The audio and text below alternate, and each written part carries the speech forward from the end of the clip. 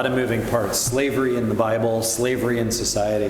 One thing we have to establish is that slavery in Western civilization in the 19th century, 18th century, was not the same slavery that we see in the Bible. For good and for ill. They're just two different forms of slavery, so we got to be careful going one-to-one there. The other thing is to recognize the patience of God in growing his people to a certain place. So that when you have the law of Moses introducing regulation to how slavery was to be done, that's a gracious thing. Because before Moses, there was no regulation. Slavery could be as abusive and cruel as humans could imagine it being. So God in his mercy had Moses introduce regulations on slavery.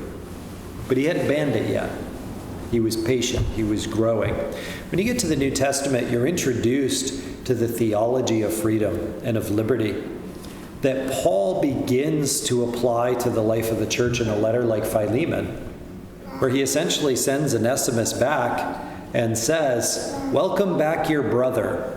Hint, hint, hint. No longer your slave, but worth much more than a slave, a co-heir with Christ.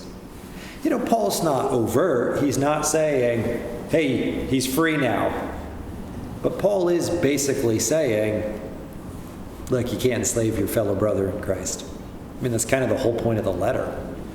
And so that's the theology of the gospel growing up and reshaping society so that we understand slavery is really a thing of our past and of sin. And we've grown as a people to move beyond that.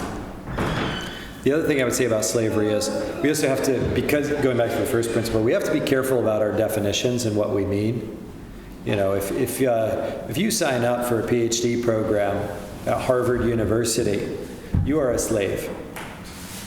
They are going to work you ruthlessly for 7 years, and you are going to earn peanuts for slave labor. But it's indentured servitude. When you're done after 7 years, you have a PhD from Harvard, and theoretically you can go get a really nice degree with a lot of income. So, is that slavery? I actually had a good friend a few weeks ago ask me, is he a slave? In what way is he free? Is childhood not a form of slavery?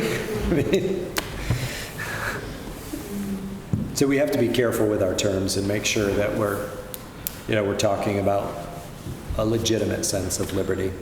I also think it's important, one of the big themes of the weekend apparently is the messiness of history, where a lot of slave owners would have been reasoned easily into the theology of slavery as sinful, but they were trying to make do the best they could with what they had.